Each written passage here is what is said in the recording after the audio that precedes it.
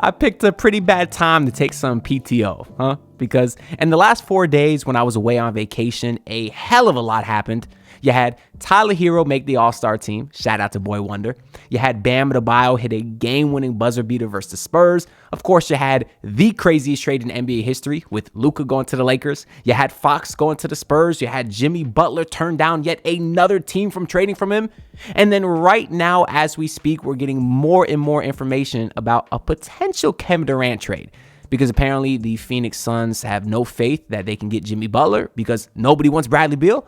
So it sounds like they may be willing to pivot and actually move on from Kevin Durant, with the Warriors heavily pursuing him. Now, I do think the Heat have a chance at KD, and I'm so much interested in that story. I almost wanted to make this video all about KD, but we still are getting more news about that. So maybe we'll have a full KD video tomorrow or the next day. Who knows?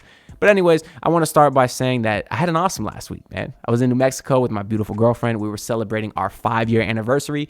And I just want to say New Mexico is a highly underrated place. I mean, the views are gorgeous. The city of Albuquerque is amazing. We did a bunch of cool things in Santa Fe as well. And I just highly recommend it if anybody's looking for a great place with some scenic views. Because we did everything. We went hiking. We took this tram to like 3,000 feet atop a mountain where we had this marvelous fine dining experience. And that's actually where I was when I found out the Fox trade happened.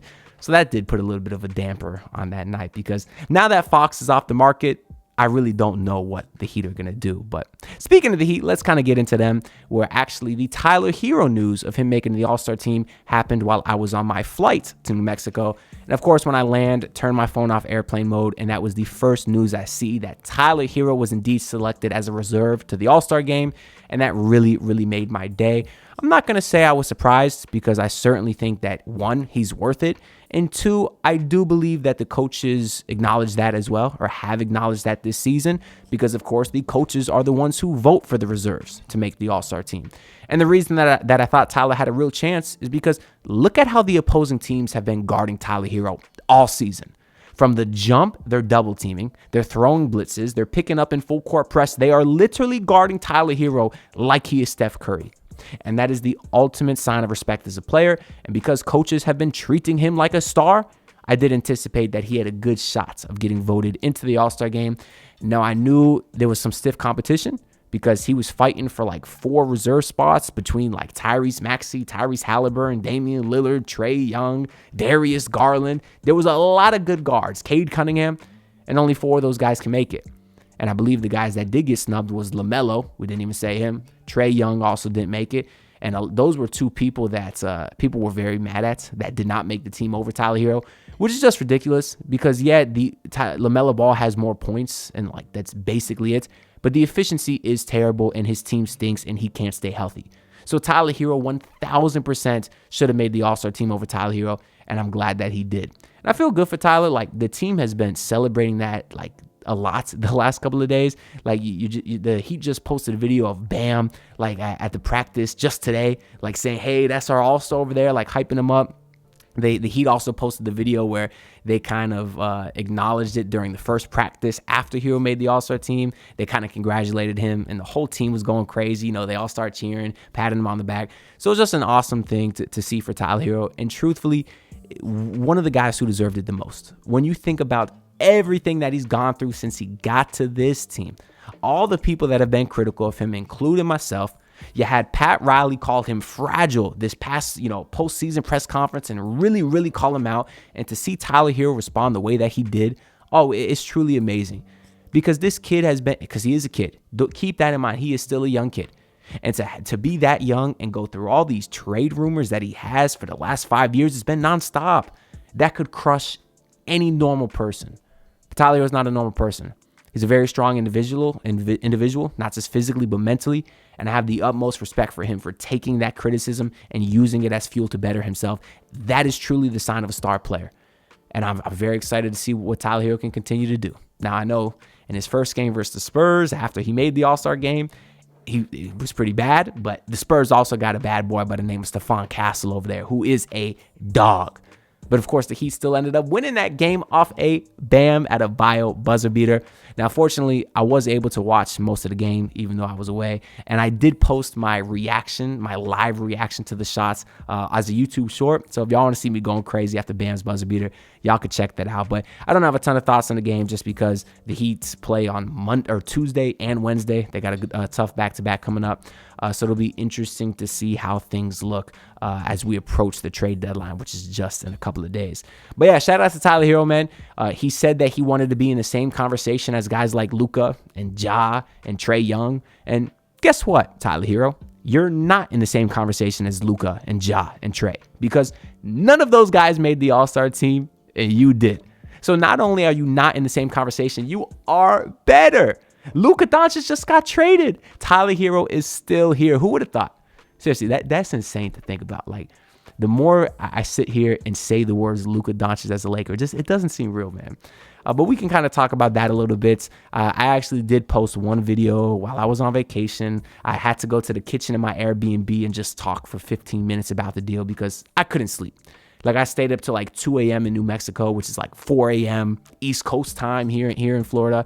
I couldn't sleep. So I have my full thoughts on that trade in the previous video. If y'all want to hear that, sort of my instant reaction with the raw footage, no microphone, no lights, no digital camera. I just set my phone up on like a coconut water and hit record because I had to talk about it because that was absolutely insane. The story goes, I was sitting in the living room. I was watching Dexter with my girl, and I see the notification from Bleacher Report. You know, in my peripherals, I see like a red siren emoji. And obviously, I'm not trying to look at my phone. We watching TV, spending quality time together. But as a Heat fan, I'm on edge with the whole Jimmy Butler stuff. One of these days, I'm going to wake up and see the notification that says Jimmy Butler was traded. So I see the red siren. I say, let me pick up my phone and take a quick peek. And it was not Jimmy Butler who was traded, but it said Luka Doncic to the Lakers. And of course, like everyone else, I thought Shams was hacked. And over the course of several minutes, we realized that he was in fact not hacked. And one of the craziest trades we ever seen in our entire life did actually occur. I don't want to spend a ton of time talking about it because, like I said, I did in my previous video. But there has been some more updates with regards to the GM of the Mavs, Nico Harrison, actually giving a press conference and straight up admitting all these atrocities. Like, for one, Luka did not demand a trade. He did not give any inclination that he wasn't going to sign an extension.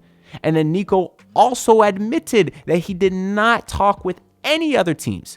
He kept this a private deal between him and Rob Pelinka of the Lakers, which I put a tweet out on Twitter, because I guess that's what Twitter is for, to put out tweets, or X, whatever you want to call it.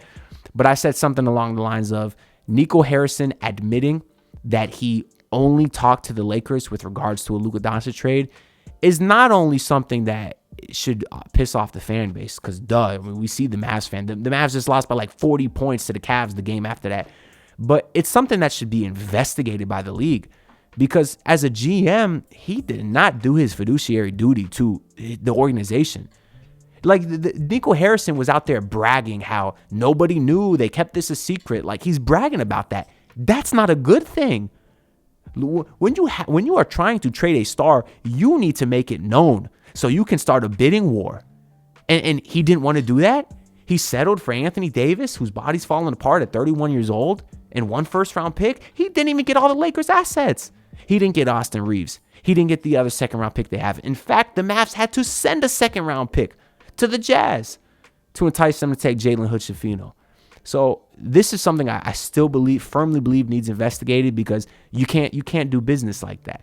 He's out there trying to help a buddy. He literally is an insider for the LA Lakers, and that can't stand. That really, really cannot stand. And the fact that he's out there at a press conference bragging about it, thinking that makes him look cool, no, it makes you look like an idiot. Does he understand Luka Doncic could have got you the biggest trade haul of all time? I mean, Rudy Gobert went for 5 firsts. Look at what Mikal Bridges got. The Heat traded a first-round pick for Terry Rozier, and the Lakers traded a first-round pick for Luka Doncic in his prime, 25 years old? It don't make no sense. And truthfully, as a Heat fan, I put another poll out on Twitter about this, saying, Heat fans, what is the most you would have given up for Luka? Would you have given up, all the kids, Khalil, Jaime, Jovic, and picks? Would you have given up all the kids plus Bam, all the kids plus Bam, plus Tyler, or some combination of all those? And truthfully, I think I would have given up everything. I think I would have traded Bam and Tyler and Jovic and Ware and Jaime and whatever first round picks they have, because to get a perennial MVP, a guy who led his team to the finals, who is still only 25 years old, that's a guy that you win superstars with. And as much as, or that you win championships with, because he is a superstar. And as much as I love Tyler Herro and I love Bam Adebayo, I can't confidently say those guys could be a 1A on a championship team. I can't say that. I felt that way about Jimmy Butler. You're not going to have Jimmy Butler no more. So until you get another guy like that, I'm not sure I can say you are truly a championship contender.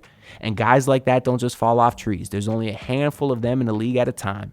And if you could have got one of them at 25 years old, I would have mortgaged the whole. I was gonna say mortgage the future. You still are building for the future. Luka is a win now and future player. So I would have mortgaged all their current assets, because you get the guy like Luka, you figure everything else out later.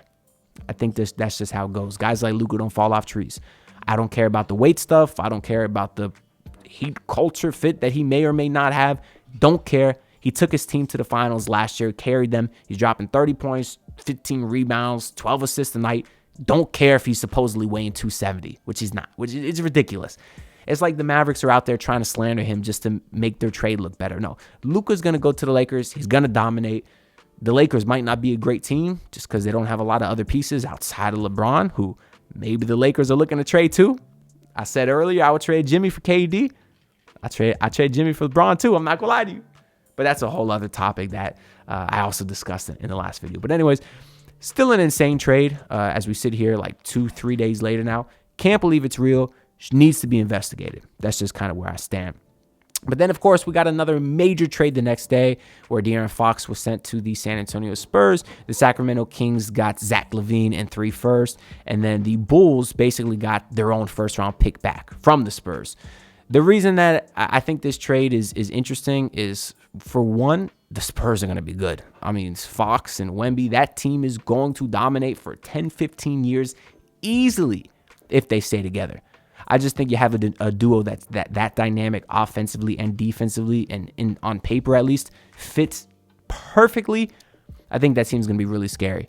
And on top of that, they're in an organization that you trust to develop talent. You trust to get good undrafted players. You trust them to hit on their draft picks.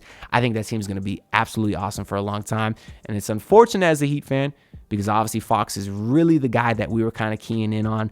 Once we learned that we'd be losing Jimmy Butler, we were hoping that, if you lose Jimmy, you can get Fox in, start this new era with Fox, Bam, and Tyler, and yet you'd be really excited about your team going forward. The unfortunate reality is, though, the Miami Heat cannot compete with the Spurs offer. They cannot compete with any offer. Breaking news, right? Same thing we've been saying for 5 years now. Because the Kings were able to get Zach LaVine from the Bulls and 3 first-round picks, although I do want to note the 2025 Charlotte pick is heavily protected, so it's likely going to turn into 2 second-round picks because it is lottery protected, and obviously the Hornets are so bad that they're probably going to end up keeping the pick, and that just means it turns into 2 seconds. But either way, at the time of the trade, the Kings got 3 first-round picks in LaVine. Why were they able to get LaVine? Well, because the Spurs were able to send a 4th first-round pick to the Bulls, something the Heat can't do. The Heat have, as of right now, I believe 1 tradable first-round pick, 2 tradable first-round picks if they make the playoffs or miss the playoffs. This is a bit confusing with the Stephen rule, but they don't have 4. I can tell you that. And, of course, the Bulls wanted their own 2025 pick back because they're probably not going to be any good next year, so they want their own pick so they can control their destiny of whether, the pick is high in the first round or not. And the Heat just couldn't compete with that. Zach LaVine's another guy that a lot of Heat fans wanted. I guess they could have traded a first-round pick for Zach LaVine if they wanted to, but the Bulls basically got some salary filler back. What salary filler was the Heat going to provide? I don't know, Duncan Robinson, Terry Rozier, those guys still got 2 years left on their contracts. So it's just a bad spot for the Miami Heat, and I really don't know where to pivot. That's why there's been a big discourse on Twitter saying, should the Heat get Bradley Beal and the 3 first-round picks that the Suns have? So basically you take on that long-term money and you get 3 first-round picks to incentivize you to do it. I know Barry Jackson's been heavily against it because he's saying, if you get Bradley Beal, that takes you out of free agency in 2 years. If you get Bradley Beal, you can't trade for another star without trading Bam and Tyler. And I say that is a stupid logic. It's idiotic. Let me tell you why. The Heat are out of free agency currently because star free agency no longer exists. You no longer see a star reach free agency. They demand a trade or get traded before they even reach a chance to sign elsewhere. Look at what's going on now. You had Jimmy Butler. He's obviously demanding a trade. You had De'Aaron Fox get traded before free agency. You had Luka Doncic get traded before free agency, a year and a half before free agency at that. You can even go back. You have Paul George get traded before. You had Anthony Davis get traded to the Lakers before. You can even go back to Carmelo like 15 years ago when he was going to go to the Knicks, but instead of letting him walk for nothing, the Nuggets traded him. The Nuggets traded him to the Knicks just so they didn't lose him for nothing. So star free agency does not exist anymore. And for that reason, saving up all your cap flexibility to hopefully land a star in free agency is stupid. Now, I will say, I think the Luka pipe dream of, signing Luka in free agency was at 1%, a week ago. Like I'm telling you, it's stupid. Free agency doesn't exist. So I'll give it 1% because I suppose it's possible. But after he got traded to the Lakers, I might bump it up to 10%. I'm not going to lie to you. Because in 2026, Luka's a free agent if he doesn't sign an extension. And if I'm Luka, I'm going to get a max contract if I go to the Lakers, if I go anywhere else. So would I rather stay with the Lakers, who are going to have either a recently retired LeBron or a 43-year-old LeBron, so that team's probably going to suck? Or if I'm Luka, might I go to a team like Miami, who has the cap space to sign me outright? They still got Bam Adebayo. They still got Tyler Herro. They still got a great young core. You're going to have Khalil Ware on his rookie deal. The Heat team would be likely a contender if they sign Luka outright in 2026. So if I'm Luka and I could get my money either way, maybe I would walk from the Lakers. But either way, I still put that at 10%. Because he likely is going to sign an extension with the Lakers, because almost everybody signs an extension, at least once they're traded. Kawhi is really the only guy to ever get traded and then walk immediately the next season. At least when Paul George got traded to the Thunder, he did re-sign an extension, and then he was traded just like a year later. So I don't know. All that to say, free agency doesn't exist anymore. And as far as being able to trade for a star, well, obviously we're seeing right now the Suns are having a hard time trading Bradley Beal. So if the Heat had Bradley Beal, the Heat would have the same problem. But I'm here to tell you that right now the Heat are having trouble trading for anybody because they don't have assets. We just talked about at length how the Heat couldn't get De'Aaron Fox because they didn't have as much picks as the Spurs. Same reason the Heat couldn't get Donovan Mitchell, Kevin Durant twice. The list goes on and on. You know this. I know this. So why not get Bradley Beal and the 3 first-round picks? Wait the 2 or 3 years for Bradley Beal to either opt out of his contract in 2 years or wait for it to expire in 3. And now you still have a relatively young Bam Adebayo entering his prime. You got a young Tyler Herro, and you got 3 extra first-round picks to work with in a trade. So what that would do is that would now put you in the market to trade for a star. It sucks you got to wait so long for Bradley Beal's contract to expire, but it is what it is at this point. The Heat have horribly mismanaged their assets over the last 5 seasons, and that's why they're in this hole. And sometimes it just takes some time to get out of it. So that's why if it was me, if the Heat can't get expiring contracts or any picks, then I would do the Bradley Beal deal for 3 first-round picks. I would. Because at this point, it's looking like the other option is just keeping Jimmy Butler on the roster. Because it sounded like a week ago the Heat were close on a Memphis trade with Jimmy. Jimmy shut it down. We heard rumors about Milwaukee and New Orleans. Jimmy's camp shut it down. Just yesterday, it seemed like a Warriors trade for Jimmy Butler was at the 1-yard line. And then it came out that Jimmy's camp shut it down. Because Jimmy's camp said Jimmy's not signing an extension there.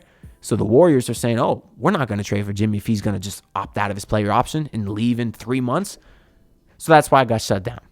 So it's very clearly Jimmy Butler trying to force his way to the Phoenix Suns, which I think is also stupid because I think he has no leverage because nobody else wants him.